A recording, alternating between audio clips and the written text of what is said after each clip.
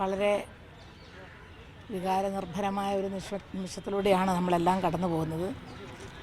ഇപ്പോൾ പാർട്ടിയുടെ general secretary Sitaram യെച്ചൂരിയുടെ അനുശോചനം സമ്മേളനം, സർവകക്ഷി അനുശോചന സമ്മേളനം നടക്കുന്ന വേദിയിൽ വെച്ചാണ് ഞാൻ ഈ ദുഃഖവാർത്ത, സഖാവ് പുഷ്പൻ്റെ മരണവാർത്ത അറിയുന്നത്.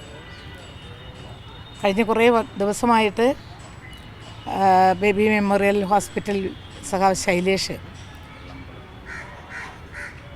ഓരോ നിമിഷവും നിരീക്ഷിച്ചുകൊണ്ടിരുന്ന് ആ നിമിഷം തന്നെ ഞങ്ങൾക്ക് എന്തെങ്കിലും ഒരു ചെറിയ ഒരു മാറ്റമുണ്ടെങ്കിൽ ഞങ്ങളെ അറിയിക്കുന്ന രീതിയിലേക്കായിരുന്നു കഴിഞ്ഞ കുറേ ദിവസമായിട്ട് ചെയ്തുകൊണ്ടിരുന്നത്. വളരെ വളരെ വിഷമകരമായ ഒരു സാഹചര്യത്തിലൂടെയാണ് സഖാവ് പുഷ്പൻ നീങ്ങിക്കൊണ്ടിരിക്കുന്നത് എന്ന് ഇന്നലെയും ഇന്ന് രാവിലെയും ഒക്കെ ആയിട്ട് ഞങ്ങൾക്കറിയാമായിരുന്നു. എങ്കിൽ പോലും 4 നൂറ്റാണ്ടോളം കാലം മരണം എന്ന കാലദൂതനെ ഇച്ഛാശക്തി കൊണ്ട്, മനസ്സിൻ്റെ ഇച്ഛാശക്തി കൊണ്ട് മാറ്റി നിർത്തിയ ഒരു അത്ഭുത മനുഷ്യനെന്നല്ല, അത്ഭുത സഖാവ് എന്ന് വിശേഷിപ്പിക്കാവുന്ന ഒരു വലിയ കമ്മ്യൂണിസ്റ്റാണ് സഖാവ് പുഷ്പൻ. ആ സഖാവ് പുഷ്പൻ നമ്മളിൽ നിന്ന് വേർപെട്ട് പോയി എന്ന് പറയുമ്പോൾ നിശ്ചലമായിട്ടാണെങ്കിലും കിടക്കുന്ന ആ ദേഹവും ചിരിക്കുന്ന മുഖവും കണ്ട് എത്രയോ തവണ ഞങ്ങളെല്ലാം, എന്നെപ്പോലുള്ള ധാരാളം പ്രവർത്തകരും നേതാക്കളും പുഷ്പൻ്റെ വീട്ടിൽ നിന്നും ആശുപത്രിയിൽ നിന്നും മടങ്ങിപ്പോയിട്ടുണ്ട്. പക്ഷേ പുഷ്പൻ നമ്മോടൊപ്പം ഇനിയില്ല എന്ന് പറയുമ്പോൾ സഖാവ് സീതാറാം വിട്ടുപോയപ്പോൾ ഉണ്ടായിട്ടുള്ള അതേ ഒരു വല്ലാത്ത മനസ്സിനെ വളരെയധികം വേദനിപ്പിക്കുന്ന ഒരു സാഹചര്യം ഉണ്ടാവുകയാണ്.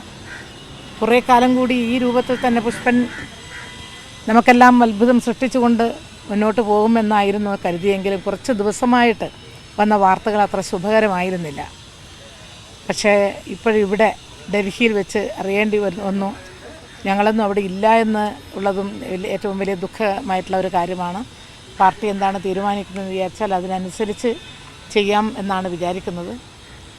സഖാവ് പുഷ്പൻ്റെ വേർപാടിലുള്ള ദുഃഖം കുടുംബാംഗങ്ങളുണ്ട്. ഞങ്ങളുടെ പാർട്ടിയിലുള്ള ലക്ഷക്കണക്കിന് പ്രവർത്തകരെ ഏറ്റവും അധികം വേദനിപ്പിക്കുന്ന ഒരു വേർപാടായിപ്പോയി സഖാവ് പുഷ്പൻ്റെത്. പല ഓർഗൻസും മൾട്ടിപ്പിൾ എന്ന് നമ്മൾ സാധാരണ പറയാറുണ്ട്. വളരെ അധികം പ്രവർത്തനരഹിതമായിക്കൊണ്ടിരിക്കുന്ന ഒരവയവം മാത്രമല്ല, ഓരോ അവയവവും പ്രവർത്തനരഹിതമായിക്കൊണ്ടിരിക്കുന്ന രീതിയിലേക്കാണ് പുഷ്പൻ്റെ നില പോയത്. ഇതൊക്കെ നമ്മൾ കേൾക്കുന്നുണ്ടെങ്കിൽ പോലും ഇപ്പോൾ അത് കേട്ടപ്പോൾ അങ്ങേയറ്റം ഒരു വിഷമവും ദുഃഖവും എല്ലാം കൂടി ഒന്നിച്ചു വന്നുപോയി. സഖാവ് പുഷ്പൻ്റെ വേർപാടുള്ള അനുശോചനം ഞാൻ ഈ സന്ദർഭത്തിൽ നിങ്ങളെല്ലാം തന്നെ അറിയിച്ചുകൊണ്ട് എത്രയും വേഗത്തിൽ അവിടെ എത്തണമെന്നുള്ള ആഗ്രഹമുണ്ട്. പക്ഷേ പാർട്ടിയുടെ തീരുമാനമനുസരിച്ച് പോകാമെന്നാണ് വിചാരിക്കുന്നത്.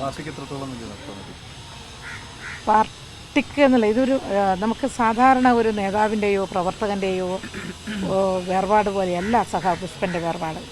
ഞാൻ പറഞ്ഞല്ലോ, മരണം എന്ന കാലദൂതനെ മനസ്സിൻ്റെ വിൽപ്പവർ കൊണ്ട് അകറ്റി നിർത്തിയ ഒരു വീര പുരുഷനെ പോലെ ഏറ്റവും വലിയൊരു കമ്മ്യൂണിസ്റ്റ് എന്നുള്ള നിലയിൽ സഖാവ് പുഷ്പൻ നമുക്ക് വീണ്ടും അത്ഭുതം സൃഷ്ടിച്ചുകൊണ്ട് കുറേ കാലം മുന്നോട്ട് പോകുമെന്നാണ് നമ്മളൊക്കെ ധരിച്ചത്. 4 നൂറ്റാണ്ടോളം കാലം ഈ രൂപത്തിൽ ജീവിച്ച മറ്റൊരു വ്യക്തിയും നമ്മുടെ കേരളത്തിലോ ഇന്ത്യയിലോ ഉണ്ടാവുമെന്ന് എനിക്ക് തോന്നുന്നില്ല. ശരീരഭാഗങ്ങളെല്ലാം നിശ്ചലമായി തലച്ചോറ് മാത്രം പ്രവർത്തിച്ച് ഭക്ഷണം കഴിച്ചുകൊണ്ടിരിക്കുന്ന, ചിരിക്കുന്ന, വായിക്കുന്ന ഒരു അത്ഭുത മനുഷ്യനെ പോലെയാണ് സഖാവ് പുഷ്പൻ 25 കൊല്ലം നമ്മോടൊപ്പം ജീവിച്ചത്. മറ്റേതെങ്കിലും നേതാക്കന്മാരെയോ പ്രവർത്തകരുടെയോ അല്ലെങ്കിൽ വേർപാടിനെക്കുറിച്ച് പറയുന്ന പോലെ സഖാവ് പുഷ്പനെക്കുറിച്ച് നമുക്ക് പറയാൻ പറ്റില്ല.